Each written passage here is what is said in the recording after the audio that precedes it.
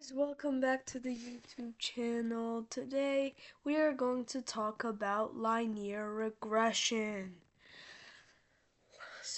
Linear regression is a method that finds the best fit straight line to show the relationship between one or more input variables and an output variable. So basically, you're gonna have data points and you're gonna train your model to predict basically like what the next set of data points are going to be. While using your X train and X test and Y train and Y test, you're gonna make a linear model, which is basically a straight line with data points surrounding it. The line is gonna try and it's gonna try and go through the middle of the data points. So this is what a linear regression graph will look like, but it will probably be more than just like a few data points. It'll probably be a lot, or like 400 or something. But up here you see the formula y equals a plus bx plus error. So the formula is where a is the intercept, the b is the slope or coefficient, and the backwards e is like, no, the e is the error term. So I won't get into much detail about the formula. If you want, you can go search it up by yourself if you have the time. But right now I'm going to talk to you the basic linear regression systems. So this is a Jupyter notebook, and over here I did a project on linear regression myself. So first what you want to do is you want to import pandas as PD. You want to import NumPy, import Matplotlib, import Seaborn, and especially on Jupyter Notebook, you want to do the percent sign and then write Matplotlib inline just to like make the graphs show.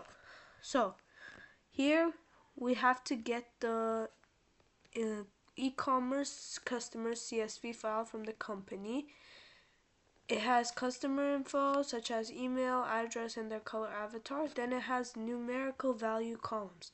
Average session length, average session of in-store style advice sessions, time on app, average time spent on app in minutes.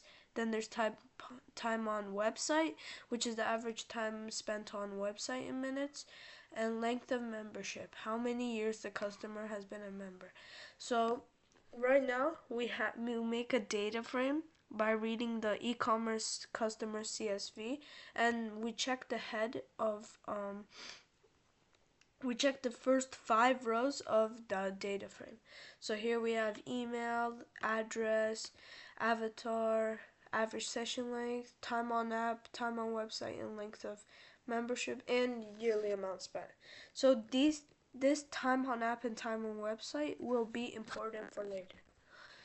Here we get the basic like mean, 24%, max, min, all of that stuff, and over here we get to view the info of the thing. So here, now we're gonna like analyze the data. We're gonna see like on different graphs like what like, so we should see like what we're looking at. So here, X being the time on website and Y being the yearly amount spent. This is a joint plot of hexagons. So here, right here in about 490 and 37. So they spend around like they spend usually around 490, and the time on website they spent is 37 minutes. This is the yearly amount spent. So around here would be like the most average over here. Then we have some like barely anyone uses up here. Like this is some like noisy stuff, you know. It's just like, don't bother with it. It won't be really useful for the thing. Now we do the same thing, but we do time on app instead. So here, now we have 3 data points in total different spots. It's still towards the middle, but it's still in total different spots. So this one, I think, is 11, 11 minutes or hours, I don't know. 11 minutes and around, like, let's say 450. They spend yearly 450 and they get 11 point. They watch. They're on the app for 11.5, and then we also have 510 and 12 around that, and 12.5 and 490 again. Like up here, like this one, 590. Yeah. So we also have another joint plot, which is the time on app and the length of membership.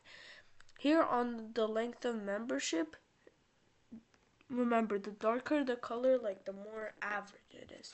So this one is around 12 and it's 3.2, and this one is 12.1 and 4. So those are the average for this, and these are the average for this. This is the average for time on website. So you get the idea. This is basically all the plots like together, like the X and the Y's, um, based on like different graphs. It's not really important, but okay. Based off this plot, what looks to be the most correlated feature with yearly amount spent? Length of membership, because length of membership is this one. Look at the line. It's basically straight through the middle. Look at this one, how it's not like a line, but this one is. This one has some high points. This one's not as much, but it is still more like, it looks more like a line than all of these. But especially this one right here, like, just goes straight across. Okay. Create a linear model plot using Seaborn's LM plot of yearly amount spent versus length of membership. Here is since we found that the length of membership and the yearly amount spent are the most correlated features, we did the same thing here, and we see like exactly how like perfect this line is. It's pretty good. There's still some like data that's not really like near the line, like this one up here, but it's still pretty good. So here we have to train and test the data. Now that we've like explored the data a bit, let's go ahead and split the data into training and testing sets. Set a variable x equal to the numerical features of the customers and a variable y equal to the yearly amount spent column. So here we pick the most correlated feature to y, which is yearly amount spent, and everything else goes to x. Like the things we need, that goes to x, like session length, time on app, time on website, and length of membership. Here we use the train test split from sklearn to split the data into training and testing sets. So set the test size to 0.3 and the random state to 101. So it has more stuff to train on. So train size will be 0.7 because on the test size it's 0.3. So we assign x train, x test, y train, y test, and we do train test split. We use x, y. We set the test size to 0.3. We don't have to set the train size because like test size is already there, and the random state to 101. Now we have to train our model. It's time to train our model with our training data. Import linear regression from sklearn.model. So here, this is how you import linear regression. We make an LM. Create an instance of linear regression. We create an instance of linear regression, assigning LM to linear regression. Then we train or fit with x train and y train, we train the linear regression model. And then we print out the coefficients of this model, and 25, 34, 38, 0, and 61. Okay. And now we're gonna predict the test data.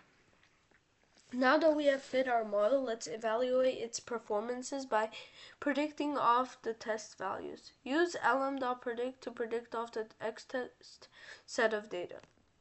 So here, we assign predictions, because this is like where the model predicts stuff. We do this model, this linear regression model, to predict the x-test. Now after it predicts it, we have to create a scatter plot of real test values versus the predicted values. So here we make a scatter plot, we make it a y actual, y predict, and as you can see, the line is pretty accurate. Now, so the more smoother the line is, the better your model's accuracy is gonna be. Now evaluating the model. Let's evaluate our model's performance by calculating the residual sum of squares and then explain variance scores are. That's R2 score. So the mean absolute error finds the mean of the absolute error in the model, and the mean squared error finds the mean of the squared errors in the model. Root mean square is like the square root of the mean squared error.